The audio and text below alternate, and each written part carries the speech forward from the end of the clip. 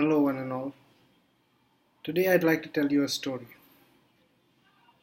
Imagine you're in a car, the cabin of a car, and you, for some reason, aren't able to change the gear. It's stuck. Pressing the clutch doesn't help. The brake is fine, the accelerator is okay. The steering wheel never had any problem. You can see all right. But then when you hold down the clutch and try and shift to second from first, it doesn't happen. Why is that so? Is it because the gearbox is malfunctioning?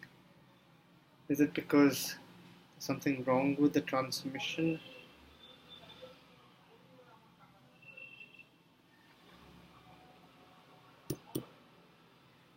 Are your hands working alright?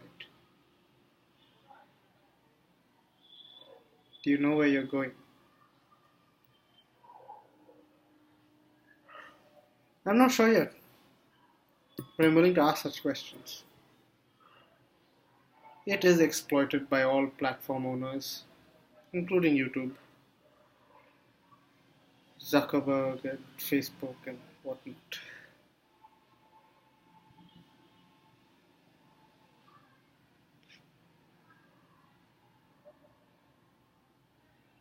But while the gear was stuck, what else was going on? Did you look outside the window? Did you see what people and the breeze and the birds and the cattle were doing? Were they meandering by gently by themselves as you race through with your vehicle and your plans? I mean, why are you here? Why would you actually want to listen to some boring, washed out dude like me?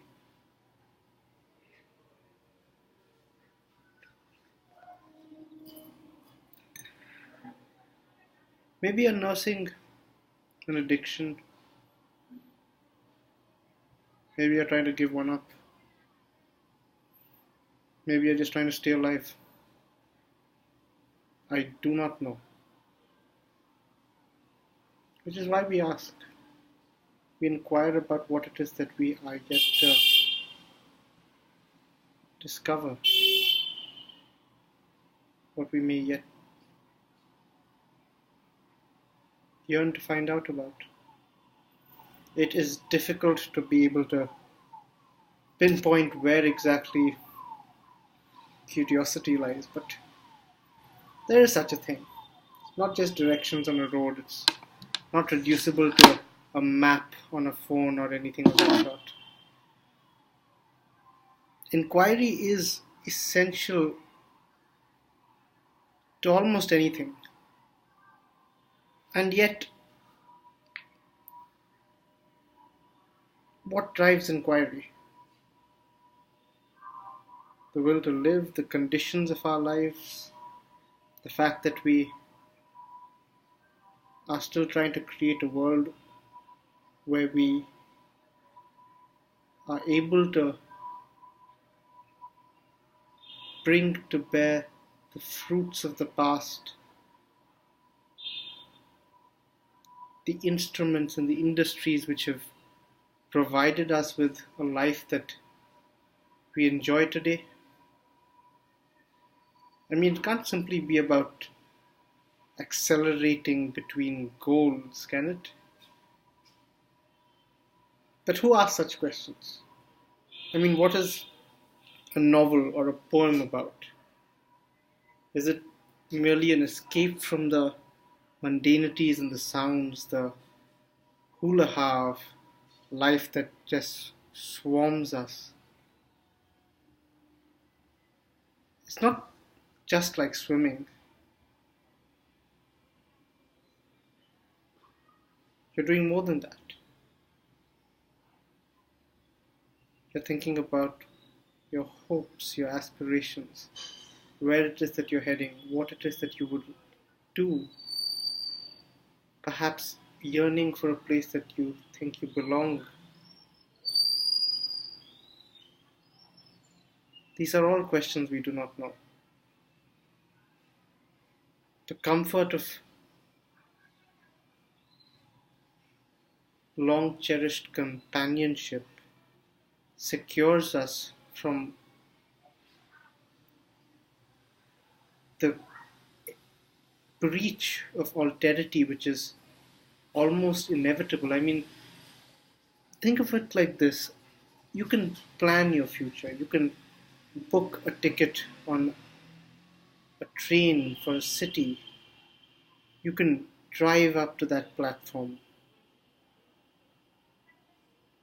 and yet you have no way of knowing what it is that you may find between that scheduled departure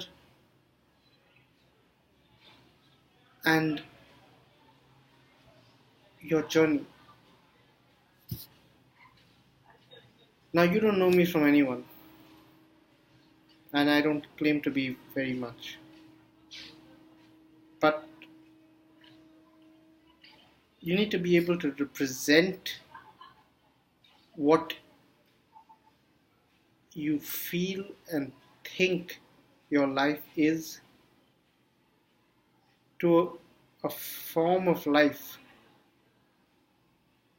a sentience which is not merely inhabited within the spheres which you occupy. And that in itself is inevitable. That never stops.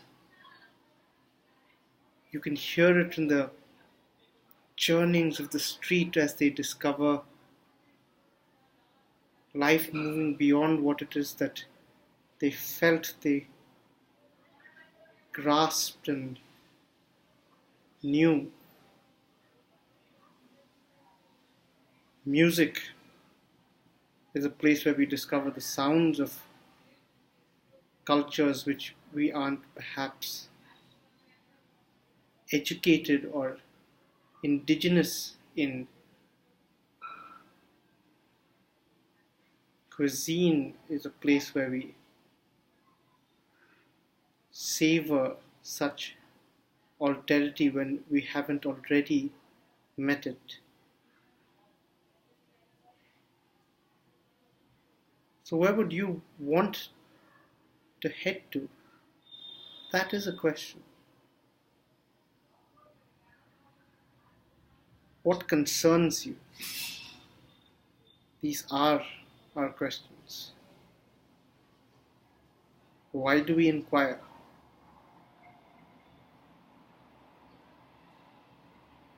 It is pleasurable to be recognized amongst fellow humans. And it's a place where we begin from. But what could we change about how we live and the world we are living in? Those are the questions that any disciplinary activity is geared towards. And it's important not to lose sight of that, not to forget that. We are swarmed by advertisements at a rate that most minds wouldn't care to remember. They fill in airtime to appease channels and papers and attention spans that shrink to the narrowest of myopias cultivated by an industry that can't do without them for whatever reason.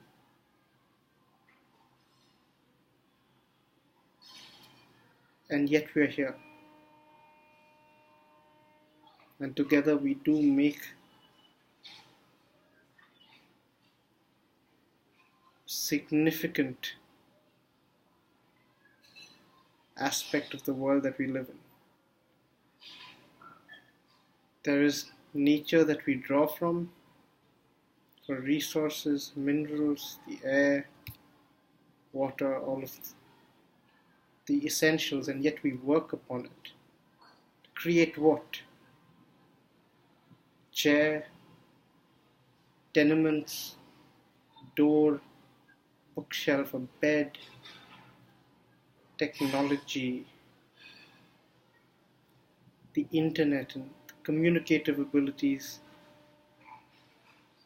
and interconnections that it has enabled for our species. And yet, what do we do with it?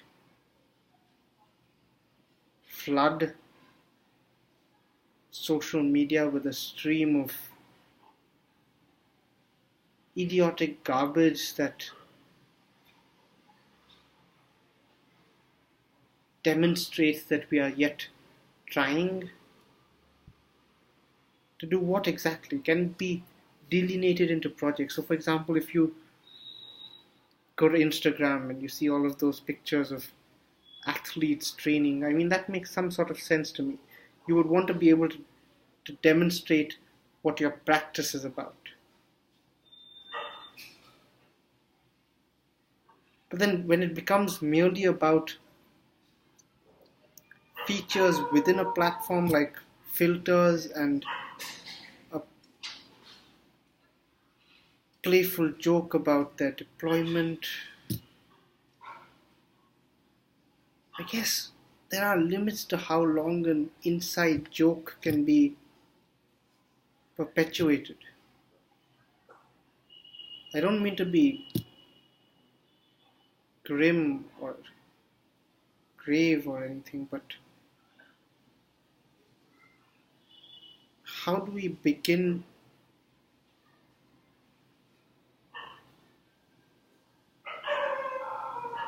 making the kind of life that we would want to live? Using what it is that we have as means, tools to do so. Drawing upon the resources that we have.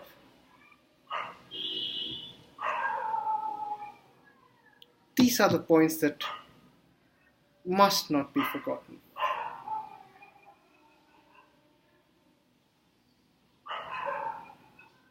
And hey, I've rambled for a bit. Thank you for your time. I'll be happy to learn about what it is that you have been doing and what it is that we could do together. Thanks.